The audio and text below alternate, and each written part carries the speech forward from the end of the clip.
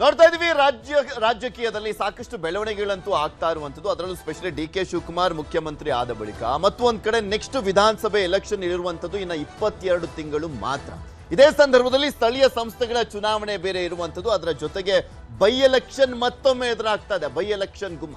ಈ ಸಂದರ್ಭದಲ್ಲಿ ರಾಜ್ಯ ಸರ್ಕಾರದ ವಿರುದ್ಧ ಒಂದ್ ಕಡೆ ಹೋರಾಟ ಮಾಡ್ತಾ ಸ್ಥಳೀಯ ಸಂಸ್ಥೆಗಳ ಚುನಾವಣೆಯನ್ನ ಎದುರಿಸ್ತಾ ಬೈ ಎಲೆಕ್ಷನ್ ಅನ್ನು ಕೂಡ ಗೆಲ್ಲಬೇಕು ಅನ್ನುವಂತ ನಿಟ್ಟಿನಲ್ಲಿ ಈಗ ಕಾಲ ಪರಿಪಕ್ವದ ರೀತಿಯಲ್ಲಿ ಸಮನ್ವಯ ಸಮಿತಿ ಸಭೆಯನ್ನ ಮಾಡ್ತಾ ಬಿಜೆಪಿ ಜೆಡಿಎಸ್ ನವರು ರಣತಂತ್ರವನ್ನ ರೂಪಿಸ್ತಾ ಇದ್ದಾರೆ. ಬಿಕಾಸ್ ಇದುವರೆಗಿನ ಹೋರಾಟದಲ್ಲಿ ಇಬ್ಬರೂ ಕೂಡ ಒಂದೊಂದು ದಾರಿ ಇಟ್ಕೊಂಡಿದ್ದನ್ನ ನೋಡಿದ್ರು. ಇಂದು ಬಿಜೆಪಿ ಜೆಡಿಎಸ್ ನಡುವೆ ಸಮನ್ವಯ ಸಮಿತಿಯ ಸಭೆ, ಸರ್ಕಾರದ ವಿರುದ್ಧ ಹೋರಾಟಕ್ಕೆ ಒಂದು ಬ್ಲೂ ಪ್ರಿಂಟ್ ಅನ್ನ ರೆಡಿ ಮಾಡಲಿದ್ದಾರೆ. ಎಚ್.ಡಿ.ಕೆ. ವಿಜೇಂದ್ರ ನೇತೃತ್ವದಲ್ಲಿ ಇವತ್ತು ಮೀಟಿಂಗ್ ಅನ್ನ ಮಾಡಲಾಗ್ತಾ ಇರುವಂತದ್ದು. ಬೆಂಗಳೂರಿನ ಖಾಸಗಿ ಹೋಟೆಲ್ನಲ್ಲಿ ಸಭೆಯನ್ನ ಕರೆಯಲಾಗಿದೆ. ಆಡಳಿತ ವೈಫಲ್ಯ, ಬಿಡದಿ ಟೌನ್ಶಿಪ್ ಅಸ್ತ್ರ, ಎಸ್ಐಆರ್ ಅಕ್ರಮದ ಆರೋಪದ ವಿಚಾರ, ಇವೆಲ್ಲ ಪ್ರಮುಖ ವಿಚಾರಗಳನ್ನ ಇಟ್ಕೊಂಡು ಹೋರಾಟವನ್ನ ಮಾಡುವಂತ ನಿಟ್ಟಿನಲ್ಲಿ ಚರ್ಚೆ ಆಗುತ್ತೆ. ಅದರ ಜೊತೆಗೆ ಗ್ಯಾರಂಟಿ ಪರಿಷ್ಕರಣೆ ವಿರುದ್ಧನೂ ಕೂಡ ದೋಸ್ತಿ ಸಮರವನ್ನ ಸಾರ್ಲಿಕ್ಕೆ ಮುಂದಾಗಿದ್ದಾರೆ. ಅದರ ಜೊತೆಗೆ ಇಲ್ಲಿ ಸ್ಥಳೀಯ ಸಂಸ್ಥೆಗಳ ಚುನಾವಣೆ, ಅದರಲ್ಲೂ ಮೇನು ಬೆಂಗಳೂರಿನ GBA ಎಲೆಕ್ಷನ್ ಬೇರೆ ಇದೆಯಲ್ಲ, ಸೊ ಹೀಗಾಗಿ ಅದಕ್ಕೂ ಕೂಡ ಹೇಗೆ ತಯಾರಿ ಮಾಡ್ಕೊಳ್ಳೋದು, ಎಲ್ಲೆಲ್ಲಿ ಯಾವ್ಯಾವ ರೀತಿಯಾಗಿ ನಮ್ಮ ಅಭ್ಯರ್ಥಿಗಳನ್ನು ನಿಲ್ಲಿಸ್ಕೊಳ್ಬೇಕು ಅನ್ನುವಂಥ ನಿಟ್ಟಿನಲ್ಲಿ. ಇದರ ಜೊತೆಗೆ ಹಿರಿಯೂರು ಬೈ ಎಲೆಕ್ಷನ್ ಬೇರೆ. ಸೊ ಹೀಗಾಗಿ ಈಗ ಆಲ್ರೆಡಿ ಹಿರಿಯೂರು ಬೈ ಎಲೆಕ್ಷನ್ ವಿಚಾರಕ್ಕೆ ಸಂಬಂಧಪಟ್ಟಂತೆ JDS-ನ ಶಾಸಕಾಂಗ ಪಕ್ಷ ನಾಯಕರಾಗಿರುವಂತ ಸುರೇಶ್ ಬಾಬು ಅವರು ಹೇಳಿದ್ರು, ನಮಗೆ ಆ ಕ್ಷೇತ್ರವನ್ನ ಬಿಟ್ಕೊಡಿ ಅಂತ. ಸೊ ಆ ಒಂದು ನಿಟ್ಟಿನಲ್ಲೂ ಕೂಡ ಇವಾಗ ಚರ್ಚೆ ಆಗುತ್ತೆ. ಸಮಿತಿ ರಚನೆಯ ಸಂಬಂಧ ಇಂದಿನ ಸಭೆಯಲ್ಲಿ ಸಾಕಷ್ಟು ವಿಚಾರಗಳಿಗೆ ಸಂಬಂಧಪಟ್ಟಂತೆ ನಿರ್ಧಾರವನ್ನ ಕೈಗೊಳ್ಳಲಾಗುತ್ತೆ. ಇಲ್ಲಿ ಪ್ರಮುಖವಾಗಿ ನಾವು ನೋಡ್ತಾ ಇದೀವಲ್ಲ, ಒಂದ್ ಕಡೆ ಕಾಂಗ್ರೆಸ್ ಸರ್ಕಾರವನ್ನ ಎದುರಿಸ್ತಾ ಆಡಳಿತ ವೈಫಲ್ಯವನ್ನ ಪ್ರಶ್ನೆ ಮಾಡ್ತಾ, ಅದರ ಜೊತೆಗೆ ಸ್ಥಳೀಯ ಸಂಸ್ಥೆಗಳ ಚುನಾವಣೆಯನ್ನ ಅಂದ್ರೆ ಬರ್ತಾ ಇರುವಂತ ಹಿನ್ನೆಲೆಯಲ್ಲಿ ಅದರಲ್ಲಿ ಹೇಗಾದ್ರೂ ಮಾಡಿ ಫೈಟ್ ಮಾಡ್ತಾ ಉಪಚುನಾವಣೆಯಲ್ಲಿ ಅಟ್ಲೀಸ್ಟ್ ಈ ಬಾರಿನಾದ್ರೂ ಗೆಲ್ಲಬೇಕು ಅನ್ನುವಂಥ ನಿಟ್ಟಿನಲ್ಲಿ ಈ ತಂತ್ರಗಳು ಇರುವಂಥದ್ದು. ಇಲ್ಲ ಅಂದ್ರೆ ಕಳೆದೋಗ್ಬಿಡ್ತಾರೆ. ಸ್ಪೆಷಲಿ ಡಿ.ಕೆ. ಶಿವಕುಮಾರ್ ಅವರು ಕೂಡ ಅಗ್ರೆಸಿವ್ ಆಗಿ ಮುನ್ನುಗ್ತಾ ಇರುವಂಥದ್ದು. ಸಿದ್ದರಾಮಯ್ಯನವರ ನಾಯಕತ್ವ ಬೇರೆ ಇಲ್ಲ. ಹೇಗಾದ್ರೂ ಮಾಡಿ ಈ ಒಂದು ವಾಯ್ಡ್ ಅನ್ನ ಅಡ್ವಾಂಟೇಜ್ ಆಗಿ ತಗೊಂಡು ಮುಂದಿನ ಎಲೆಕ್ಷನ್ ಅಲ್ಲಿ ಅಧಿಕಾರಕ್ಕೆ ಏರಲೇಬೇಕು ಅನ್ನುವಂಥ ನಿಟ್ಟಿನಲ್ಲಿ ಸಮನ್ವಯ ಸಮಿತಿ ಸಭೆಯನ್ನ ಮಾಡಲಾಗ್ತಾ ಇದೆ. ಸಾಕಷ್ಟು ದಿನ ಇಲ್ಲ ಇನ್ನ ಇದೇ ರೀತಿಯಾಗಿ ಬೇಜವಾಬ್ದಾರಿ ನಿರ್ಲಕ್ಷ್ಯ ಮಾಡ್ಕೊಳ್ತಾ ಹೋದ್ರೆ, ನಮ್ಮಲ್ಲಿ ನಾವೇ ಕಚ್ಚಾಡ್ಕೊಳ್ತಾ ಹೋದ್ರೆ, ನಮ್ಮಲ್ಲೇ ಒಗ್ಗಟ್ಟಿಲ್ಲ ಅಂದ್ರೆ ಸೋಲುವಂತಹ ಭೀತಿ ಎದುರಾಗುತ್ತೆ. ಅಷ್ಟು ಈಸಿ ಇಲ್ಲ ಕಾಂಗ್ರೆಸ್ ಸರ್ಕಾರವನ್ನು ಎದುರಿಸುವಂಥದ್ದು, ಸ್ಪೆಷಲಿ ಡಿ.ಕೆ. ಶಿವಕುಮಾರ್ ಅವರ ನಾಯಕತ್ವವನ್ನು. ಯಾಕೆಂದ್ರೆ KPCC ಅಧ್ಯಕ್ಷರಾಗಿದ್ದಂಥ ಸಂದರ್ಭದಲ್ಲೇ ದೊಡ್ಡ ಮಟ್ಟದಲ್ಲಿ ಹೋರಾಟ ಮಾಡಿದಂಥವ್ರು. ಇನ್ನು ನೆಕ್ಸ್ಟ್ ಮುಖ್ಯಮಂತ್ರಿ ಆಗುವಂತ ವಿಚಾರಕ್ಕೆ ಸಂಬಂಧಪಟ್ಟಂತೆ ಹೋರಾಟ ಮಾಡದಲೇ ಇರ್ತಾರಾ ಅನ್ನುವಂಥ ಪ್ರಶ್ನೆಗಳಿದಾವೆ. ಇದೇ ವಿಚಾರಕ್ಕೆ ಸಂಬಂಧಪಟ್ಟಂತೆ ಮಾತಾಡ್ತಾ ಹೋಗೋಣ. ನಮ್ಮ ಜೊತೆ ಆರ್ ಧರ್ಮಸೇನ ಅವರು ಮಾಜಿ MLC ನೇರ ಸಂಪರ್ಕದಲ್ಲಿ ಜಾಯ್ನ್ ಆಗಿದ್ದಾರೆ. ಅದರ ಜೊತೆಗೆ MD ಲಕ್ಷ್ಮೀನಾರಾಯಣ ಅವರು ಬಿಜೆಪಿ ಮಾಜಿ MLC ಅವರು ಕೂಡ ನೇರ ಸಂಪರ್ಕದಲ್ಲಿ ಇದ್ದಾರೆ. ಇಬ್ಬರನ್ನು ಕೂಡ ಮಾತನಾಡ್ತಾ ಹೋಗ್ತೀನಿ. ಫಸ್ಟು ಧರ್ಮಸೇನ ಅವರಿಂದನೇ ಆರಂಭ ಮಾಡ್ತೀನಿ. ಧರ್ಮಸೇನ ಅವರೇ, ಕಾಂಗ್ರೆಸ್ ಪಕ್ಷ ಸಾಕಷ್ಟು ವಿಚಾರಗಳಿಗೆ ಸಂಬಂಧಪಟ್ಟಂತೆ ಆಹಾರ ಆಗಿತ್ತು ವಿರೋಧ ಪಕ್ಷಗಳಿಗೆ, ಆದ್ರೆ ಅದೆಲ್ಲವನ್ನು ಕೂಡ ಈಸಿಯಾಗಿ ಮೆಟ್ಟಿ ನಿಲ್ತು. ಬಿಕಾಸ್ ಅವರಲ್ಲಿ ಇಲ್ಲದೆ ಇರುವಂತ ಒಗ್ಗಟ್ಟಿದ್ರೆ ಎಲ್ಲೋ ಒಂದ್ ಕಡೆ ಬಿಸಿ ಮುಟ್ಟಿಸುವಂತ ಕೆಲಸವನ್ನ ಮಾಡಬಹುದಿತ್ತು ಅನ್ನುವಂತ ಲೆಕ್ಕಾಚಾರದ ಮಾತುಗಳೇ ಬರ್ತಾ ಇದೆ. ಇನ್ನ ಉಳಿದಿರುವಂತದ್ದು ಒಂದು 22 ತಿಂಗಳು. ಇನ್ನ ಮುಂದಿನ ದಿನಗಳು ಎಷ್ಟು ಮಟ್ಟಿಗೆ ಎಲ್ಲ ಪಕ್ಷಗಳಿಗೂ ಚಾಲೆಂಜಿಂಗ್ ಅಂತ ಅನ್ಸುತ್ತೆ? ಚಾಲೆಂಜಸ್ ಏನಿಲ್ಲ, ಆಸ್ ಯೂಶುವಲ್ ಆಗಿ 5 ವರ್ಷಕ್ಕೊಮ್ಮೆ ಚುನಾವಣೆ ಬರುತ್ತೆ.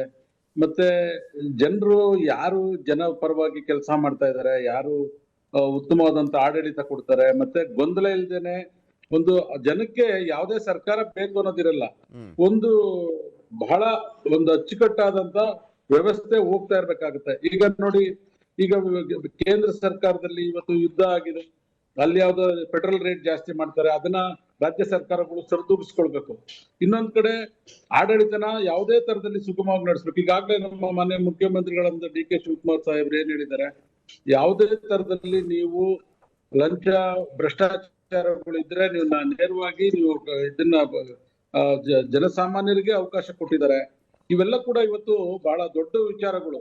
ಇವತ್ತು ಈಗ ನೋಡಿ, ಈಗ ಯಾವ್ದೋ ಒಂದು ಜನಸಾಮಾನ್ಯರಿಗೆ ತೊಂದರೆ ಆಗಿದ್ದು ಈ ಮನೆಗಳು ಕಟ್ಟೋ ವಿಚಾರದಲ್ಲಿ 30-40 ಸೈಟ್ಸ್, ಇದೆಲ್ಲ ಕೇಂದ್ರ ಸರ್ಕಾರದ್ದು ಅಂತಾನು ಕೂಡ ನಾನು 2-3 ಸರಿ ನಿಮ್ ಚಾನಲ್ ಹೇಳಿದ್ದೀನಿ.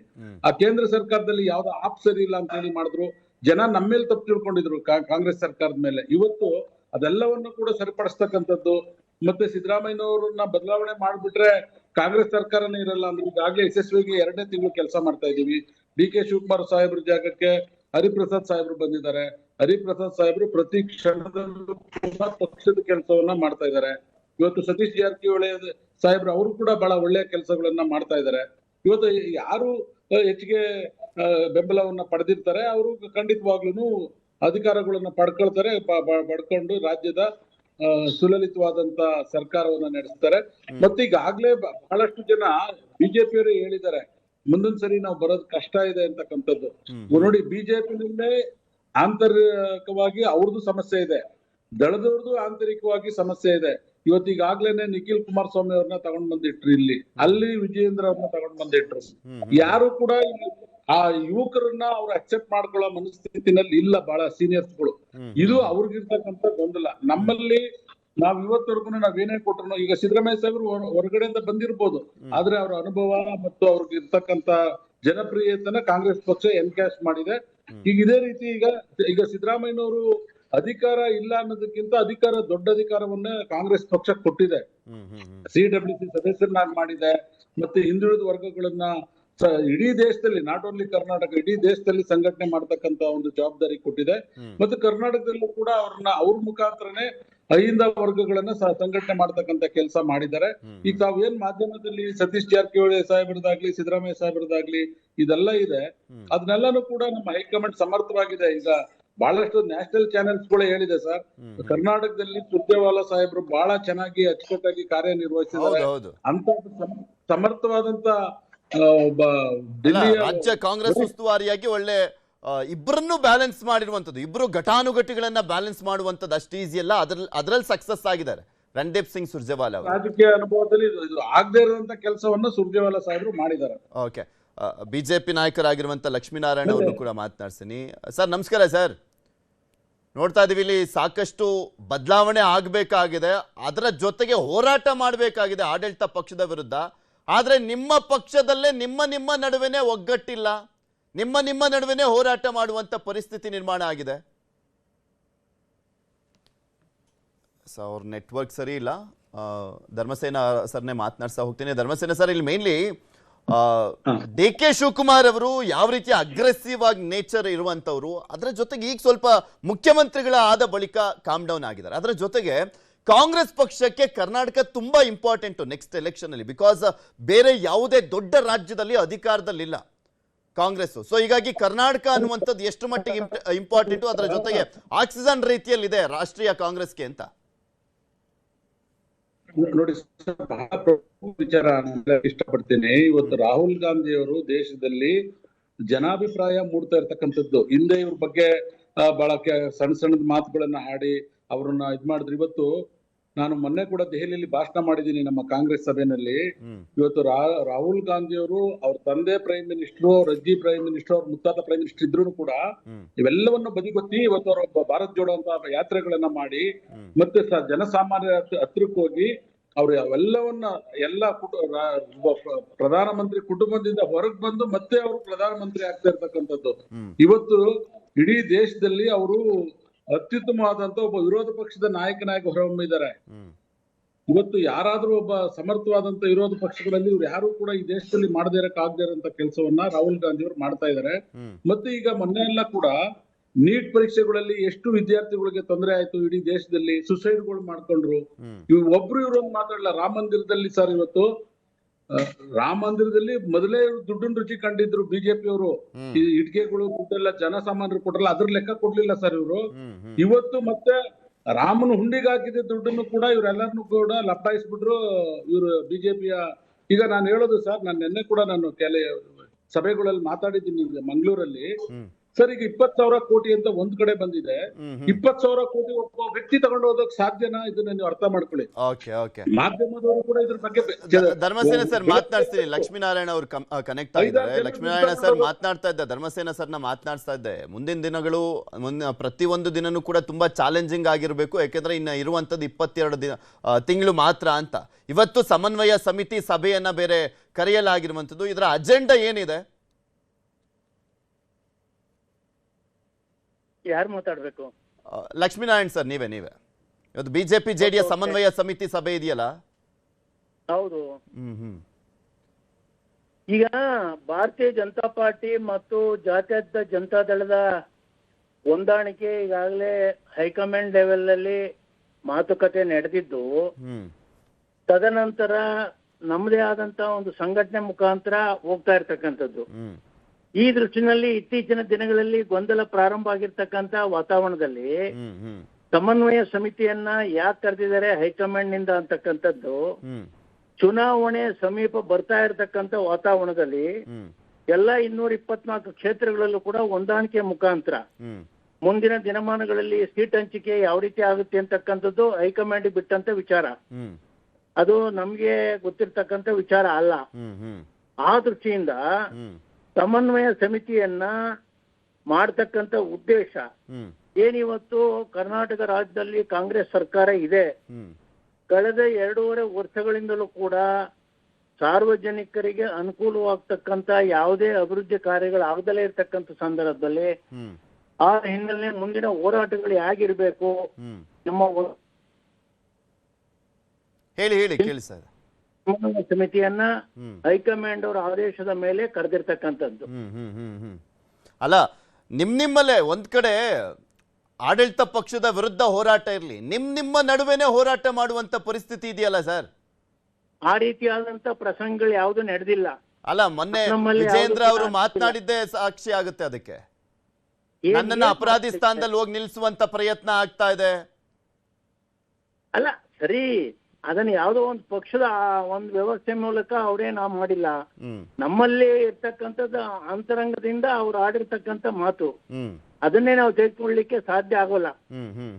ಆದ್ರೆ ಸಮನ್ವಯ ಸಮಿತಿಯಲ್ಲಿ ಮುಂದಿನ ದಿನಮಾನಗಳಲ್ಲಿ ಯಾವ ರೀತಿ ಹೋಗ್ಬೇಕು ಅಂತಕ್ಕಂಥ ಒಂದು ಚಿಂತನೆ ಮುಖಾಂತರ ಹೈಕಮಾಂಡ್ ನಿಂದ ಸ್ಪಷ್ಟವಾಗಿರ್ತಕ್ಕಂಥ ಆದೇಶ ಬಂದಿರೋ ಹಿನ್ನೆಲೆಯಲ್ಲಿ ತಾವು ಜಾತ್ಯತೀತ ಜನತಾದಳ ಮತ್ತು ಭಾರತೀಯ ಜನತಾ ಪಾರ್ಟಿ ಹೊಂದಾಣಿಕೆ ಮಾಡ್ಕೊಂಡು ಹೋಗ್ಬೇಕು ಅಂತಕ್ಕಂಥದ್ದನ್ನ ಈಗಾಗಲೇ ಸ್ಪಷ್ಟವಾಗಿ ಹೇಳಿದ್ದಾರೆ. ಅದರಂತೆ ಮುಂದೆ ಹೋಗ್ಬೇಕು ಅಂತಕ್ಕಂಥ ಚಿಂತನೆ ಇದೆ. ಅಲ್ಲ, ಇಲ್ಲಿ ಏನಾಗ್ಬಿಟ್ಟಿದೆ, ಇಷ್ಟು ದಿನಗಳ ಹೋರಾಟ ಕೆಲವೊಂದು ಮೇನ್ ಆಗಿ ಹೈಕಮಾಂಡ್ ಮೆಚ್ಚಿಸೋದಕ್ಕೆ ಹೋರಾಟ ಆಗ್ತಾ ಇದೆ ಬಿಟ್ರೆ ಜನಸಾಮಾನ್ಯರಿಗೆ ಅದು ತಲುಪಿಸುವಂತ ನಿಟ್ಟಿನಲ್ಲಿ ವಿರೋಧ ಪಕ್ಷಗಳು ವಿಫಲವಾಗ್ತಾ ಇದಾವೆ ಅನ್ನುವಂತ ಆರೋಪಗಳೇ ಕೇಳಿ ಬರ್ತಾ ಇದ್ವು. ಅಟ್ಲೀಸ್ಟ್ ಇನ್ನು ಮುಂದೇನಾದ್ರೂ ಆನ್ ಗ್ರೌಂಡ್ ಮತ್ತೆ ಗ್ರೌಂಡ್ ಲೆವೆಲ್ ಅಲ್ಲಿ ಎರಡರ ರೀತಿಯಲ್ಲೂ ಕೂಡ ಹೋರಾಟ ಮಾಡುವಂತ ನಿಟ್ಟಿನಲ್ಲಿ ಪ್ಲಾನ್ಗಳು ಆಗ್ತವಾ ಅಂತ?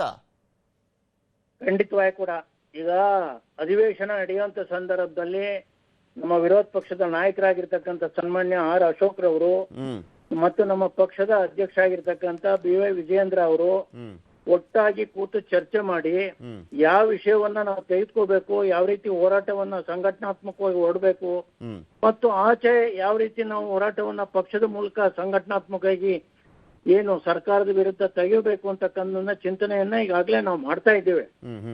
ಅದು ಸಣ್ಣ ಪುಟ್ಟ ವ್ಯತ್ಯಾಸಗಳಿಂದ ಒಂದೊಂದ್ಸಲ ಕೆಲವು ಸಲ ಈ ರೀತಿ ಆಗುತ್ತೆ. ಅಂತ ಒಂದು ಸಂದರ್ಭದಲ್ಲಿ ಸಮನ್ವಯ ಸಮಿತಿನಲ್ಲಿ ಕೂತು ಚರ್ಚೆ ಮಾಡಿ ಮುಂದೆ ಯಾವ ರೀತಿ ದಿಟ್ಟವಾಗಿ ಹೋರಾಟ ಮಾಡಬೇಕು ಅನ್ನೋದ್ರ ಬಗ್ಗೆ ಸಮನ್ವಯ ಸಮಿತಿನಲ್ಲಿ ನಾವು ತೀರ್ಮಾನವನ್ನು ಮಾಡ್ಕೊಂತೇವೆ.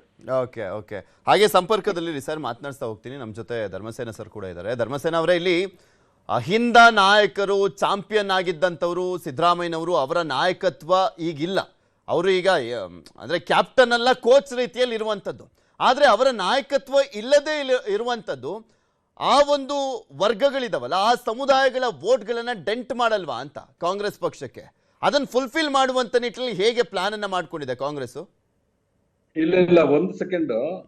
ಈಗ ಸಮನ್ವಯ ಸಮಿತಿ ಬಗ್ಗೆ ತಾವು ಚರ್ಚೆ ಮಾಡ್ತಾ ಇದ್ದೀರಲ್ಲ, ಸಮನ್ವಯ ಇಲ್ದಿರೋದಕ್ಕೆ ಅವರು ಈಗ ಅವರು ಸಮನ್ವಯ ಸಮಿತಿಯನ್ನ ರಚನೆ ಮಾಡಿರ್ತಕ್ಕಂಥದ್ದು. ಮತ್ತೆ ನೋಡಿ ಸರ್, ಈಗ ಒಂದು ಎಕ್ಸಾಂಪಲ್ ಹೇಳ್ತೀನಿ ನಿಮ್ಗೆ. ಮಧುರೈ MP ಇದಾರಲ್ಲ, ಅವರು ದಲಿತರು, ಅವರು ಅವ್ರದೇ ಆದಂತ ಒಂದು ಪಕ್ಷ ಒಂದು 2 MLA ಗೆದ್ದಿದ್ದಾರೆ ಅಲ್ಲಿ. DMK ಅವರು ಅವ್ರನ್ನ CM ಮಾಡ್ತೀವಿ ಅಂತ ಕರೀತಾರೆ. ಅವ್ರು ಹೇಳ್ತಾರೆ, ಇಲ್ಲ ನನ್ಗೆ ಇಂತ ಬೇಡ, ಜನ ನನ್ಗೆ ಯಾವ್ದು, ನಾನು ಒಬ್ಬ MP 2 MLA ತಗೊಂಡು ನಾನು CM ಆದ್ರೆ ನನ್ನ ಮನಸ್ಥಿತಿ ಒಪ್ಪೋದಿಲ್ಲ ಅಂತ ಹೇಳಿ ಅವ್ರು ಏನ್ ಮಾಡ್ತಾರೆ, ಈ ಅವರು ಶಾಸಕರಾಗಿ ಉಳ್ಕೊಂಡು ಬೆಂಬಲವನ್ನ ವಿಜಯ್ ಅವ್ರಿಗೆ ಕೊಟ್ಟಿದ್ದಾರೆ.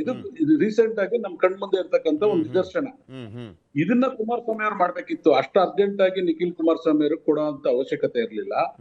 ಮತ್ತೆ ಸೀನಿಯರ್ಸ್ ಯಾರಿಗಾದ್ರೂ ಒಬ್ಬರಿಗೆ ಅವರು ಬಿಜೆಪಿನಲ್ಲಿ ಅಧಿಕ ನಾಯಕತ್ವ ಕೊಡಬೇಕಿತ್ತು. ಇದು ಬಹಳ ವೇರಿಯೇಷನ್ ಆಗಿದೆ ಸರ್. ಪೊಲಿಟಿಕಲ್ ಆಗಿ ನಾನೇ ಹಿಂಡ್ ಕೊಡ್ತಾ ಇದ್ದೀನಿ ಎರಡು ಪಕ್ಷಕ್ಕೆ ನಾನು ಅವೆಲ್ಲ ಕೊಡಬಾರ್ದು, ನಾನೇ ಕೊಡ್ತಾ ಇದ್ದೀನಿ.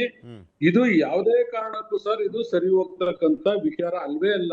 ಬಿಜೆಪಿ ಅವರಿಗೆ 2 ವರ್ಷ ಅಲ್ಲ, ಇನ್ನು 5 ವರ್ಷ ಬಂದ್ರು ಸಮನ್ವಯ ಬರೋದಿಲ್ಲ, ಇದರಿಂದ ಪ್ರಯೋಜನ ಆಗೋದಿಲ್ಲ ಎರಡು ಪಕ್ಷಕ್ಕೂ ಸರ್. ಈಗ ನೀವು ಕುಮಾರಸ್ವಾಮಿ ಅವರು ಈಗಾಗ್ಲೇ ಕೇಂದ್ರದಿಂದ ಬಿಟ್ಟು ವಾಪಸ್ ರಾಜ್ಯಕ್ಕೆ ಬರ್ತೀನಿ ಅಂತ ಹೇಳ್ತಾ ಇದಾರೆ. ಅವ್ರನ್ನ ಇಲ್ಲಿ ಮುಖ್ಯಮಂತ್ರಿ ಆಗ್ಬೇಕು ಅಂತಾರೆ. ಅವ್ರ ಅಮ್ಮಮ್ಮ ಅಂದ್ರೆ ಎಷ್ಟು ಗೆಲ್ಬೋದು ಸರ್? ಸಿದ್ದರಾಮಯ್ಯನವರು JDS ಇಂದ ಹೊರಗಡೆ ಬಂದ್ಮೇಲೆ 58 ಇರೋದು, ಇವ್ರು 28, 29 ಗೆದ್ದಿರೋದಲ್ವಾ ಸರ್? ಇವಾಗ ಇವ್ರ ಏನೇ ಕೇಂದ್ರ ಮಂತ್ರಿಯಾಗಿ ಬಿಜೆಪಿ ಜೊತೆ ಸೇರಿದ್ರು 40-50 ಸೀಟ್ ಗೆಲ್ಬಹುದು. ನೀವು ಮುಖ್ಯಮಂತ್ರಿ ನೀವು ಆಗ್ತಿರೋ ಬಿಜೆಪಿ ಆಗ್ತಿರೋ ಅಂತ ನಾನು ಹೇಳ್ಬಾರ್ದು. ಇವತ್ತು ಹೇಳ್ತಾ ಇದ್ದೀನಿ. ನಾನು ನಮ್ಮ ಟಿ ನರಸೀಪುರದಲ್ಲಿ ಒಂದು ಮಾಹಿತಿ ಬಂತು ನನಗೆ. ಎಲ್ಲಪ್ಪ ನಮ್ಗೆಲ್ಲ ಅಧಿಕಾರ ಮೋಸ ಮಾಡ್ಬಿಟ್ಟಿದ್ದಾರೆ, JDS ಕ್ಯಾಂಡಿಡೇಟ್ ಆದ್ರೆ ನಾವೆಲ್ಲರಿ JDS ವೋಟ್ ಆಗಕ್ಕಾಗತ್ತೆ ಅಂತಕ್ಕಂಥದ್ದು ಕಳೆದ ಒಂದು 20 ದಿವಸದಲ್ಲಿ ನನಗೆ ಗಮನಕ್ಕೆ ಬಂತು. ನಾನು ಕೂಡ ಟಿ ನರಸೀಪುರ ಕ್ಷೇತ್ರದವನೇ, ವರ್ಣ ಕ್ಷೇತ್ರದೇನಾದ್ರು ನಮ್ ತಾಲೂಕದು. ಸೊ ಇವೆಲ್ಲ ನಾನು ಈ ತರ ಪರಿಸ್ಥಿತಿ ಇರುವಾಗ ಆಮೇಲೆ ನೀವು ಈಗ ಸಿದ್ದರಾಮಯ್ಯನವರಿಗೆ ನಡೆಸ್ಕೊಂಡಿರೋಂತ ರೀತಿ ಅವ್ರು ಕೊಟ್ಟಿರ್ತಕ್ಕಂಥ ಗೌರವ ಏನು ಹೈಯಿಂದ ವರ್ಗ ಕೂಡ ಹೇಳ್ತಿರಲ್ಲ ಸರ್. ಈಗ ಇದಕ್ಕಿಂತಲೂ ದೊಡ್ಡ ಮಟ್ಟಕ್ಕೆ ಕಾಂಗ್ರೆಸ್ ಪಕ್ಷ ಸಿದ್ದರಾಮಯ್ಯನವರಿಗೆ ಅವಕಾಶ ಕೊಡುತ್ತೆ. ಕರ್ನಾಟಕಕ್ಕಿಂತ ರಾಷ್ಟ್ರ ಮಟ್ಟದಲ್ಲಿ ಅವ್ರನ್ನ ಬಿಂಬಿಸಿದಾಗ ನೀವು ಈಗ ಅವ್ರನ್ನೆಲ್ಲಿ ಕಡೆಗಣಿಸಿದಾಗ ಆಗುತ್ತೆ. ಇವತ್ತು ಕೂಡ ನಿಜಲಿಂಗಪ್ಪ ಸಾಹೇಬ್ರೊಬ್ರು ಬಿಟ್ರೆ ರಾಜ್ಯದಲ್ಲಿ ಯಾರು ಕೂಡ AICC ಅಧ್ಯಕ್ಷರಾಗ್ಲಿಲ್ಲ ಅಥವಾ ದೊಡ್ಡ ಮಟ್ಟದ ರಾಜಕೀಯವನ್ನು ನಡೆಸಿಲ್ಲ. ಇವತ್ತು ಖರ್ಗೆ ಸಾಹೇಬ್ರು ಅಧ್ಯಕ್ಷರಾಗಿದ್ದಾರೆ. ಅಲ್ಲ, ಅವರು ನಾವು ಒಗ್ಗಟ್ಟಾಗೋದ್ರೆ ಏನ್ ಮಾಡಬಹುದು ಅನ್ನುವಂಥದ್ನ ಲೋಕಸಭೆ ಎಲೆಕ್ಷನ್ ಅಲ್ಲಿ ತೋರಿಸಿದ್ರಲ್ಲ ಸರ್. ಆ ಒಂದು ಕಾನ್ಫಿಡೆನ್ಸ್ ಅಲ್ಲಿ ಇನ್ನು ಮುಂದೆನಾದ್ರೂ ಫುಲ್ ಒಗ್ಗಟ್ಟಲ್ಲಿ ಹೋಗೋಣ, ಕಾಂಗ್ರೆಸ್ನ ಮಣಿಸ್ಬೇಕು ಅಂದ್ರೆ ನಮ್ಮ ನಡುವೆನೆ ತಿಕ್ಕಾಟ ಇದ್ರೆ ಆಗಲ್ಲ ಅನ್ನೋದು ಲೆಕ್ಕಾಚಾರ ಇರೋದು. ಸರ್, ಲೋಕಸಭೆ ಎಲೆಕ್ಷನ್ ಅಲ್ಲಿ ಕಳೆದ ಬಾರಿ ವ್ಯತ್ಯಾಸ ಆಗಿರೋದು ನಾವು 9 ಸೀಟ್ ಗೆಲ್ಲಕ್ಕಾಗಿದ್ದು, ನಾವು 18 ಸೀಟ್ ನಾವು ಲೆಕ್ಕ ಇಟ್ಕೊಂಡಿದ್ವಿ ಸರ್. AICC ನಲ್ಲಿ ನಮಗೂ ಕೂಡ ದೊಡ್ಡ ಜವಾಬ್ದಾರಿ ಕೊಟ್ಟಿದ್ರು. ಒಟ್ಟು 9 ಕ್ಷೇತ್ರಗಳು ಜವಾಬ್ದಾರಿ ಕೊಟ್ಟು ನಾವು ಎಲ್ಲೆಲ್ಲಿ ಏನೇನಾಗ್ತದೆ ಅಂತಕ್ಕಂಥದ್ದು ಇದ್ ಮಾಡಿದ್ವಿ. ಮತ್ತೆ ನಮಗೆ ಮೈಸೂರು ಸೀಟ್ ನಾವು ಗೆಲ್ಬೇಕಾಗಿತ್ತು. ಇಲ್ಲಿ ಯತೀಂದ್ರ ಅವರು ಕಂಟೆಸ್ಟ್ ಮಾಡ್ಬೇಕಿತ್ತು. ನನಗೆ AICC ಅವರು ಕೊಟ್ಟಂತ ಮಾಹಿತಿ ಪ್ರಕಾರ ಯತೀಂದ್ರ ಅವರು ಮೈಸೂರಿಂದ ಕಂಟೆಸ್ಟ್ ಮಾಡ್ಬೇಕಿತ್ತು. ಮತ್ತೆ ನಮಗೆ ಸಡನ್ ಆಗಿ ಚಿಕ್ಕಬಳ್ಳಾಪುರದಲ್ಲಿ ಅಲ್ಲೂ ಕೂಡ ಮೊಯ್ಲಿ ಸಾಹೇಬ್ರು ಕಂಟೆಸ್ಟ್ ಮಾಡ್ಬೇಕಿತ್ತು. ಲಾಸ್ಟ್ ಮಿನಿಟ್ ಅಲ್ಲಿ ರಕ್ಷಾರಾಮಯ್ಯನವ್ರನ್ನ ತಗೊಂಡ್ ಬಂದ್ರು. ಮತ್ತೆ ಸಮನ್ವಯ ಸಮಿತಿನಲ್ಲೂ ಕೂಡ ಸಾಕಷ್ಟು ವಿಚಾರಗಳನ್ನ, ನಾನು ಒಬ್ಬ ಸಮನ್ವಯ ಸಮಿತಿ ಸದಸ್ಯನಾಗಿ ಸಂಸದರುಗಳನ್ನ, ಸ್ಥಳೀಯ ಮುಖಂಡರುಗಳನ್ನ, ರಾಜ್ಯ ಮತ್ತು ಜಿಲ್ಲಾ ಪದಾಧಿಕಾರಿಗಳನ್ನೆಲ್ಲ ಕೂಡ ನಮ್ಮ ನಿಮ್ ಪ್ಲಾನ್ಸ್ ಏನೇ ಇದ್ರು ನಿಮ್ಮದೇ ಸರ್ಕಾರ ಇತ್ತು. ಸಿದ್ದರಾಮಯ್ಯ DK ಶಿವಕುಮಾರ್ ಇಬ್ರು ಇದ್ದಂತ ಸಂದರ್ಭದಲ್ಲೇ ಆಗ್ಲಿಲ್ವಲ್ಲ, ಅದಕ್ಕೆ ಪ್ರಮುಖ ಕಾರಣ ಅಂದ್ರೆ ಬಿಜೆಪಿ JDS ಒಗ್ಗಟ್ಟಿಂದ ಹೋಗಿದ್ದು ಅನ್ನುವಂತ ಚರ್ಚೆಗಳಿದಾವೆ ಸರ್. ಮಾತನಾಡ್ತೀನಿ, ಲಕ್ಷ್ಮೀನಾರಾಯಣ್ ಸರ್ ಇದ್ದಾರೆ. ಲಕ್ಷ್ಮೀನಾರಾಯಣ್ ಅವರೇ, ಈಗ ಆಲ್ರೆಡಿ ಹಿರಿಯೂರಿನ ವಿಚಾರಕ್ಕೆ ಸಂಬಂಧಪಟ್ಟಂತೆ ಚರ್ಚೆಗಳಾಗ್ತಾ ಇದಾವೆ. ನಮಗ್ ಬಿಟ್ಕೊಟ್ಬಿಡಿ ಆ ಕ್ಷೇತ್ರವನ್ನ ಅನ್ನುವಂತ ನಿಟ್ಟಿನಲ್ಲಿ ಹಿರಿಯೂರು ಕ್ಷೇತ್ರವನ್ನ ಬಿಟ್ಕೊಡುತ್ತಾ ಬಿಜೆಪಿ? ಯಾಕೆಂದ್ರೆ ಇದುವರೆಗೂ ಸ್ಪರ್ಧೆ ಮಾಡಿದಂತ ಎಲ್ಲಾ ಬೈ ಎಲೆಕ್ಷನ್ ಅಲ್ಲೂ ಬಿಜೆಪಿ ಸೋತಿದೆ. ಒಂದು ಕ್ಷೇತ್ರದಲ್ಲಿ ಚನ್ನಪಟ್ಟಣದಲ್ಲಿ JDS ಕೂಡ ಸೋತಿರುವಂತದ್ದು. ಗೆಲುವೇ ಮುಖ್ಯ ಆದ್ರೆ ಒಂದ್ ಕಡೆ ಇಲ್ಲಿ ತ್ಯಾಗ ಮಾಡ್ಬೇಕಾಗತ್ತೆ, ಇಲ್ಲ ಪ್ರತಿಷ್ಠೆ ಅನ್ನುವಂಥದ್ದೇ ಮುಖ್ಯ ಆದ್ರೆ ಇಲ್ಲ ನಮಗೆ ಬೇಕು ಅನ್ನುವಂತ ನಿಟ್ಟಿನಲ್ಲಿ ಪಟ್ಟನ್ನ ಹಿಡಿಯುತ್ತೆ. ನೋಡಿ, ಯಾವುದೇ ಒಂದು ರಾಜಕೀಯ ಪಕ್ಷದ ವ್ಯವಸ್ಥೆನಲ್ಲಿ ಸರ್ಕಾರ ಆಡಳಿತದಲ್ಲಿ ಇದ್ದಂತ ಸಂದರ್ಭದಲ್ಲಿ ಬಹುತೇಕ ನಾವು ಕೂಡ ಹಲವಾರು ಉಪಚುನಾವಣೆಗಳನ್ನ ನೋಡಿರ್ತಕ್ಕಂಥದ್ದು. ನಮ್ಮ ಸರ್ಕಾರ ಇದ್ದಾಗಲೂ ಕೂಡ ಉಪಚುನಾವಣೆ ಆದಂತ ಸಂದರ್ಭದಲ್ಲಿ ಸರ್ಕಾರದ ಪರವಾಗಿ ಉಪಚುನಾವಣೆ ಗೆದ್ದಿರ್ತಕ್ಕಂಥದ್ದನ್ನು ಕೂಡ ನಾವು ಕಾಣ್ತಾ ಇದ್ದೇವೆ. ಆದ್ರೆ ಈ ಬಾರಿ ಏನು ಉಪಚುನಾವಣೆಯಲ್ಲಿ ಸೋಲಾಯ್ತು ಅಂತಕ್ಕಂಥ ಒಂದು ಅಷ್ಟೇ ಕಾರಣದಿಂದ ಇವತ್ತು ಒಂದು ನಾಯಕತ್ವದ ಒಂದು ವಿಚಾರ ಬಂದಾಗ ಅದನ್ನ ತೆಗಳ್ತಕ್ಕಂಥದ್ದು ವಾತಾವರಣ ಅಲ್ಲ. ಯಾಕೆಂದ್ರೆ ಇವತ್ತು ಕಾಂಗ್ರೆಸ್ ಸರ್ಕಾರ ಆಡಳಿತದಲ್ಲಿದೆ.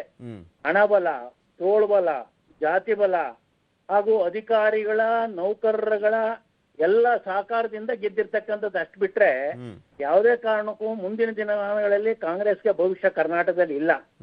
ಆ ದೃಷ್ಟಿಯಿಂದ ಉಪಚುನಾವಣೆ ಸೋಲಿಗೋಸ್ಕರನೇ ಇವತ್ತು ಸಮನ್ವಯ ಸಮಿತಿ ವ್ಯತ್ಯಾಸ ಆಗ್ಬಹುದು ಅಂತಕ್ಕಂಥ ದೃಷ್ಟಿನಲ್ಲಿ ಸಾಧ್ಯ ಇಲ್ಲ. ತಾವು ಹಿರಿಯೂರು ವಿಚಾರ ಹೇಳಿದ್ರಿ, ಇದು ಪಕ್ಷದ ತೀರ್ಮಾನವೇ ಹೊರತು ಯಾರೇ ಒಬ್ಬ ಇಂಡಿವಿಜುವಲ್ ಆಗಿ ಹೇಳಲಿಕ್ಕೆ ಸಾಧ್ಯ ಆಗೋದಿಲ್ಲ. ಯಾಕೆಂದ್ರೆ ಹೈಕಮಾಂಡ್ ನ ನಮ್ಮ ನಾಯಕರುಗಳು ಏನ್ ತೀರ್ಮಾನ ತೆಗೆದುಕೊಂತಾರೆ, ಅದು ಹಿರಿಯೂರು ವಿಧಾನಸಭಾ ಕ್ಷೇತ್ರ ಬಿಜೆಪಿಗೆ ಕೊಡ್ಬೇಕಾ ಅಥವಾ JDSಗೆ ಕೊಡ್ಬೇಕಾ ಅಂತಕ್ಕಂಥ ತೀರ್ಮಾನವನ್ನ ಅಲ್ಲಿರ್ತಕ್ಕಂಥ ಎಲ್ಲಾ ಬೂತ್ ನಲ್ಲಿರ್ತಕ್ಕಂಥ ನಮ್ಮ ಅಧ್ಯಕ್ಷಗಳ ವಿಚಾರವನ್ನ ತೆಗೆದುಕೊಂಡು ನಂತರ ಹೈಕಮಾಂಡ್ ತೀರ್ಮಾನವನ್ನು ತೆಗೆದುಕೊಳ್ಳುತ್ತೆ. ಅಲ್ಲ, ಯಾಕೆಂದ್ರೆ ಹಿರಿಯೂರು ಕ್ಷೇತ್ರದಲ್ಲಿ ಕಳೆದ ಬಾರಿ ಪೂರ್ಣಿಮಾ ಶ್ರೀನಿವಾಸ್ ಅವರು ಇದ್ರು, ಬಟ್ ಈಗ ಅವ್ರು ಕಾಂಗ್ರೆಸ್ ನಲ್ಲಿ ಇದ್ದಾರೆ. ಸೊ ಕ್ಯಾಂಡಿಡೇಟ್ ಇಲ್ಲ, ನಮ್ಮಲ್ಲಿ ಕ್ಯಾಂಡಿಡೇಟ್ ಇದ್ದಂತವ್ರು. ಸೊ ನಮಗೆ ಬಿಟ್ಕೊಟ್ಬಿಡಿ, ನಿಮ್ಮಲ್ಲಿ ಇನ್ನೂ ಹುಡುಕಾಡುವಂತ ಕೆಲಸ ಆಗ್ತಾ ಇದೆ ಅಭ್ಯರ್ಥಿಯನ್ನ ಅನ್ನುವಂತ ಚರ್ಚೆಗಳಿದಾವೆ. ಅದನ್ನೇ ಮಾತನಾಡಿದ್ದಾರೆ ಸುರೇಶ್ ಗೌಡ್ರು ಕೂಡ. ಇಲ್ಲ ಇಲ್ಲ ಇಲ್ಲ ನೋಡಿ, ಅಭ್ಯರ್ಥಿಗಳು ಆ ಕ್ಷೇತ್ರದಲ್ಲಿ ಇಲ್ಲ ಅಂತಕ್ಕಂಥ ಪ್ರಶ್ನೆನೇ ಇಲ್ಲ. ಭಾರತೀಯ ಜನತಾ ಪಾರ್ಟಿ 224 ಕ್ಷೇತ್ರಗಳಲ್ಲೂ ಕೂಡ ತನ್ನದೇ ಆದಂತ ಸ್ವಂತ ಶಕ್ತಿ ಮೇಲೆ ನಿಲ್ತಕ್ಕಂಥ ಕಾರ್ಯಕರ್ತರುಗಳು ಬೆಳೆದ್ ನಿಂತಿದ್ದಾರೆ. ಅದಕ್ಕೆ ಅಭ್ಯರ್ಥಿ ಇಲ್ಲ ಅಂತಕ್ಕಂಥ ಮಾತಲ್ಲ. ಆದ್ರೆ ಹೊಂದಾಣಿಕೆ ಮುಖಾಂತರ ಕೆಲವು ಕ್ಷೇತ್ರನ JDS ಬಿಟ್ಟುಕೊಡ್ಬೇಕು, ಕೆಲವು ಕ್ಷೇತ್ರನ ಬಿಜೆಪಿಗೆ ಬಿಟ್ಟುಕೊಡ್ಬೇಕು ಅಂತಕ್ಕಂಥದನ್ನ ನಮ್ಮ ಪಕ್ಷದ ಉನ್ನತ ನಾಯಕರು ತೀರ್ಮಾನ ತೆಗೆದುಕೊಂತಾರೆ. ಓಕೆ, ಇನ್ನ ನಾಯಕತ್ವದ ವಿಚಾರಕ್ಕೆ ಸಂಬಂಧಪಟ್ಟಂತೆ ಮಾತಾಡೋದಾದ್ರೆ ಧರ್ಮಸೇನ ಸರ್, ಇಲ್ಲಿ ಪ್ರಮುಖವಾಗಿ ಪ್ರಮುಖ ನಾಯಕರನ್ನ ಅಧಿಕಾರದಿಂದ ಕೆಳಗಿಳಿಸಿದಂತ ಸಂದರ್ಭದಲ್ಲೆಲ್ಲಾ ಸಲಿನೂ ಕೂಡ ಯಾವುದೇ ಪಕ್ಷ ಆಗಲಿ ದೊಡ್ಡ ಹೊಡೆತ ತಿಂದಿದೆ. ಈಗ ಸ್ಪೆಷಲಿ ಬಂಗಾರಪ್ಪ ಅವ್ರನ್ನೇ ಆಗಲಿ, ಅದಾದ ನಂತರ ಯಡಿಯೂರಪ್ಪನವ್ರನ್ನೇ ಆಗಲಿ, ಈ ರೀತಿಯಾಗಿ ಮಾಸ್ ಲೀಡರ್ಸ್ಗಳನ್ನ ಕೆಳಗೆ ಇಳಿಸಿದಂಥ ಸಂದರ್ಭದಲ್ಲಿ ದೊಡ್ಡ ಹೊಡೆತ ತಿಂದಿರುವಂಥದ್ದು. ಆ ಒಂದು ಪಕ್ಷನೇ ನೆಲಕಚ್ಚಿ ಹೋಗಿದೆ, ನಾವು ನೋಡಿದೀವಿ. ಅದಕ್ಕೆ ನಿಮಗೆ ಚೆನ್ನಾಗಿ ಎಕ್ಸಾಂಪಲ್ಗಳಿದಾವೆ. ಅದೇ ರೀತಿಯಾದಂಥ ಪರಿಸ್ಥಿತಿ ಏನಾದರೂ ಇದೆಯಾ ಈಗಲೂ ಕೂಡ ಕಾಂಗ್ರೆಸ್ನಲ್ಲಿ ಅಂತ? ಸರ್, ಈಗ ನಾನು ಮೊದಲನೇದಾಗಿ ಹೇಳ್ತೀನಿ, ಹಣಬಲ ತೋಳ್ಬಲ ಅಂತ ನಮ್ಮ ಸ್ನೇಹಿತರು ಹೇಳಿದ್ರಲ್ಲ ಸರ್, ಲಕ್ಷ್ಮೀನಾರಾಯಣ ಅವರು. ಯಾರನ್ನ ನಾವು ಯಾರಿಗೆ ಎಷ್ಟು ಹಣ ಕೊಟ್ಟಿದೀವಿ ಅಂತೇಳಿ ನೀವು ಪ್ರೂವ್ ಮಾಡಿ ಇಡಿಸ್ಬೋದಿತ್ತು. ತೋಳ್ಬಲ ಯಾರನ್ನ ಹೊತ್ಕೊಂಡು ಹೋಗಿ ನಾವು ಇದು ಮಾಡಿ ಸರ್, ಇವ್ರ ನಾಯಕತ್ವ ಇಷ್ಟೇ ಇಲ್ದೇನೆ ಸರ್, ನನಗೆ ಗೊತ್ತಿರೋ ಮಾಹಿತಿ ಪ್ರಕಾರ ಕಾಂಗ್ರೆಸ್ ಪಕ್ಷದವರೇನೆ ಬಹಳಷ್ಟು ಶಾಸಕರನ್ನ ನೀವು ಮೋಡ್ ಬೇಡಪ್ಪ, ನೀವು ಸಾಕು, ಇಷ್ಟೇ ಸಾಕು, ನಾವು ಗೆಲ್ಲಷ್ಟಕ್ಕಿಂತ ಜಾಸ್ತಿ ಕೊಡ್ತಾ ಇದ್ದೀರಾ ಅಂತ ಹೇಳಿ ಅವ್ರನ್ನ ವಾಪಸ್ ಕಳಿಸಿದ್ದಾರೆ. ಇದು ಮಾಧ್ಯಮಗಳಲ್ಲೂ ಚರ್ಚೆ ಆಗಿದೆ. ಇದು ನಂಬರ್ 1 ಸರ್. ಸರ್, ಈಗ ತಾವು ಹೇಳ್ತಾ ಇರೋದನ್ನ ನಾನು ಬಹಳ ಇದಾಗಿ ನಾನು ಒಪ್ಕೊಳ್ತೀನಿ. ಹಿಂದುಳಿದ ವರ್ಗದ ನಾಯಕರುಗಳಲ್ಲಿ ದೇವರಾಜ್ ಅರಸು ಅವರು ಸರ್, ಅವರೇನೆ ಅವರು ಫಸ್ಟ್ ಕಾಂಗ್ರೆಸ್ ಯು ಅಂತ ಮಾಡ್ಕೊಂಡು ಹೋಗ್ತಾರೆ. 78ರಲ್ಲಿ ಇಂದಿರಾ ಗಾಂಧಿ ಅವ್ರ ವಿರುದ್ಧ ಸೆಟೆದಿದ್ದು ಎಲ್ಲಾ ಶಾಸಕರು ಅವ್ರ ಹಿಂದೆ ಹೋಗ್ತಾರೆ. ನಮ್ಮ ಕಾಂಗ್ರೆಸ್ಸಿನ ಅವತ್ತಿನ ಮಟ್ಟಕ್ಕೆ ಉಳ್ಕೊಳ್ಳೋದೆ 3 ಜನ. ಒಂದು ಗುಂಡೂರಾಯರು, ಬಂಗಾರಪ್ಪ ಮತ್ತು ವೀರಪ್ಪ ಮೊಯ್ಲಿ ಅವರು 3 ಜನ ಉಳ್ಕೊಳ್ಳೋದು. ಅವ್ರು 3 ಜನನು ಮುಖ್ಯಮಂತ್ರಿಗಳಾಗ್ತಾರೆ, 3 ಜನನು KPCC ಅಧ್ಯಕ್ಷರಾಗ್ತಾರೆ. ಮತ್ತೆ ರಾಜ್ಯವನ್ನ ಸಮರ್ಥವಾಗಿ ನಡೆಸಿ ಆಡಳಿತ ಕೊಟ್ಟಿದ್ದಾರೆ. ಇವತ್ತು ಕೂಡ ಬಿಜೆಪಿನಲ್ಲಿ ನಮ್ಮ ಇದಿದೆಯಲ್ಲ ಸರ್, ನೀಟ್ಗೆ ಇದಕ್ಕೆಲ್ಲ ಮಾಡ್ತಾ ಇದಾರೆ ನೋಡಿ, ಇಂಜಿನಿಯರಿಂಗ್, ಡಾಕ್ಟರ್, ಮೆಡಿಕಲ್ಗೆಲ್ಲ ಸೇರೋದಕ್ಕೆ ಆ ಸ್ಕೀಮ್ ಎಲ್ಲ ತಂದು, ನೀಟ್ ಅಲ್ಲ ಸರ್, ಇದು ಹೇಳ್ತಾ ಇದ್ದೀರಾ? ಓಕೆ, CET ತಂದಿದ್ದು ವೀರಪ್ಪ ಮೊಯ್ಲಿ ಅವರ ಅಂತಂತ ಕಾರ್ಯಕ್ರಮಗಳನ್ನ ಈಗ ನೀಟ್ ವಿಚಾರದಲ್ಲಿ ನೆನೆಸ್ಕೊಳ್ತಾ ಇದ್ದಾರೆ. ನಂಬರ್ 1. ಮತ್ತು ನೀವು ಬಂಗಾರಪ್ಪ ಅವ್ರನ್ನ ನೀವು ತೆಗೆದಂತ ಸಂದರ್ಭದಲ್ಲಿ ಬಂಗಾರಪ್ಪನವ್ರ ಮೇಲೆ ಬಹಳ ಅವಿಶ್ವಾಸ ಬಂದು ಮೊಯ್ಲಿ ಅವ್ರನ್ನ ತಗೊಂಡ್ ಬಂದ್ವಿ. ಇವತ್ತು ಬಹಳ ವ್ಯವಸ್ಥಿತವಾಗಿ, ಇದು ಮುಂಚೆನೆ ಅದು ಅವಾಗ ತೀರ್ಮಾನ ಆಗಿರ್ಲಿಲ್ಲ ಸರ್, ಇವೆಲ್ಲ ನಾಯಕತ್ವದ ಬಗ್ಗೆ ತೀರ್ಮಾನ ಆಗಿರ್ಲಿಲ್ಲ ಕಾಂಗ್ರೆಸ್ ಅಲ್ಲಿ. ಇವತ್ತು 2.5 ವರ್ಷ ಅಂತ ಹೇಳಿ ಸಿದ್ದರಾಮಯ್ಯ ಸಾಹೇಬರು ಒಪ್ಕೊಂಡಿದ್ದಾರೆ. 2.5 ವರ್ಷಕ್ಕೆ ನಾನು ಅದರಂತೆ ನನ್ನ ಮಾತಿನಂತೆ ನಾನು ನಡ್ಕೊಂಡಿದ್ದೀನಿ, ನುಡಿದಂತೆ ನಡೆದವರು ಅಂತ ಇವತ್ತು ನಾವೆಲ್ಲ ಕಾಂಗ್ರೆಸ್ನ ಬೆಂಬಲಿಗರೆಲ್ಲ ಅದನ್ನ ಚರ್ಚೆ ಮಾಡ್ತಾ ಇದೀವಿ. ಸೊ ಈಗ ಮಾತಂತೆ ನಡ್ಕೊಂಡ್ರೆ, ಅದು ಈ ಮಾತಂತೆ ನಡ್ಕೊಳ್ಳೋದಾಗಿದ್ರೆ ಸಿದ್ದರಾಮಯ್ಯ ಸಾಹೇಬ್ರ ಮೇಲೆ ಆಪಾದನೆ ಬರ್ತಿರ್ಲಿಲ್ಲ ಸರ್. ಈಗ ಸೊ ಎಲ್ಲ ವ್ಯವಸ್ಥಿತವಾಗಿ ಬಹಳ ಪಕ್ಷಗಳಲ್ಲಿ ತೀರ್ಮಾನ ಆಗಿರುತ್ತೆ, ಇಲ್ಲ ಅಂತಲ್ಲ. ಬಟ್ ಅದು ಜನರ ಮನ್ಸಲ್ಲಿ ಕುತ್ಕೊಂಡ್ಬಿಟ್ಟಿರುತ್ತೆ, ಇವ್ರನ್ನ ಇಳಿಸ್ಬಿಟ್ರು. ಯಾಕೆಂದ್ರೆ ಸಿದ್ದರಾಮಯ್ಯನವರು ಸದೃಢವಾಗಿದ್ರು, ಆರೋಗ್ಯವಾಗಿದ್ರು. ಇಂತಹ ಸಂದರ್ಭದಲ್ಲಿ ಇಂಥ ನಾಯಕರನ್ನ ಕೆಳಗಿಳಿಸೋದು ಎಷ್ಟು ಮಟ್ಟಿಗೆ ಸರಿ ಅನ್ನುವಂಥದ್ದು ಏನಾದ್ರೂ ಅಭಿಪ್ರಾಯ ಬಂದ್ರೆ, ಯಡಿಯೂರಪ್ಪನವ್ರು ಇಳಿಸಿದಾಗ ಯಾವ ರೀತಿಯಾಗಿ ಬಿಜೆಪಿ ನೆಲ ಕಚ್ತಲ್ಲ ಆ ರೀತಿಯಾಗಿ ಏನಾದ್ರೂ ಆಗ್ಬಿಡುತ್ತಾ ಅನ್ನುವಂಥದ್ರ ಬಗ್ಗೆ ಚರ್ಚೆಗಳಾಗ್ತದೆ. ನೋಡೋಣ ಸರ್ ಏನೇನಾಗುತ್ತೆ, ಇದು ಎಷ್ಟು ಮಟ್ಟಿಗೆ ಪರಿಣಾಮ ಬೀರುತ್ತೆ ಅಂತ. ಸಮಯದ ಅಭಾವ ಸರ್, ಇಲ್ಲಿಗೆ ಮುಗಿಸ್ತಾ ಇದೀನಿ. ಒಂದೇ ಒಂದ್ ಸೆಕೆಂಡ್, ಇದನ್ನೇನಾದ್ರೂ ನಾವು ಮಾಡಿದ್ರೆ ಸರ್, ಶಾಸಕರೆಲ್ಲ ಇಬ್ಬಾಗ ಆಗ್ಬಿಡೋರು ಸರ್ ಕಾಂಗ್ರೆಸ್ ಅಲ್ಲಿ. ನಾವೇನಾದ್ರೂ ನೀವ್ ಹೇಳ್ತಾರ ಮಾತನ್ನ ನಾವು ಮಾಡಿದಿದ್ರೆ ಜನಾಭಿಪ್ರಾಯನೂ ಬೇರೆ ಹೋಗ್ತಿತ್ತು, ಶಾಸಕರುಗಳು ಕೂಡ ಇಬ್ಬಾಗ ಆಗ್ಬಿಡ್ತಿದ್ರು. ಇವತ್ತೆಲ್ಲರೂ ಒಗ್ಗಟ್ಟಾಗಿದ್ದೀವಿ, ಎಲ್ಲಾ ಶಾಸಕರುಗಳು ಕೂಡ 140 ಜನ, 136 ಇವರೆಲ್ಲ ಸೇರಿ ಅವರು ಕೂಡ ನಮ್ಮ ಮೇಲೆ ನಂಬಿಕೆ. ಇವತ್ತು ಹೇಳಿ ಸರ್, ಏನಾದ್ರೂ ಇಂಡಿಪೆಂಡೆಂಟ್ ಪಕ್ಷೇತರ ಶಾಸಕರು ನಾವು ಸರಿ ಇಲ್ದೇ ಫಸ್ಟ್ ಹೋಗೋರೆ ಆಚೆ ಕಡೆ, ಅವರು ಆಮೇಲೆ ಎಲ್ಲ ಕಾರಣಗಳಿಂದ ಕಾಂಗ್ರೆಸ್ ಬಲಿಷ್ಠವಾಗಿದೆ, ಸಬಲವಾಗಿದೆ. ಎಲ್ಲ ಒಳ್ಳೊಳ್ಳೆ ನಾಯಕರನ್ನ ಸರ್, ಇನ್ ಮುಂದೆನೆ ಒಂಥರ ಯುದ್ಧದ ದಿನಗಳು ಇರುವಂತದ್ದು, ಏನೇನಾಗುತ್ತೆ ಅಂತ ಕಾದ್ ನೋಡೋಣ. 22 ತಿಂಗಳು ಚುನಾವಣೆ ಅಂತೀರಿ, ಅದೇ ತರನೇ ರಾಜ್ಯ ಇರುತ್ತೆ. ಥ್ಯಾಂಕ್ ಯು ಧರ್ಮಸೇನ ಸರ್, ಹಾಗೆ ಲಕ್ಷ್ಮೀನಾರಾಯಣ ಅವರೇ ಇಷ್ಟು ತನಕ ಜಾಯ್ನ್ ಆಗಿ ನಿಮ್ಮ ಅಭಿಪ್ರಾಯವನ್ನು ವ್ಯಕ್ತಪಡಿಸಿದ್ದಕ್ಕೆ. ಇದಾಗಿ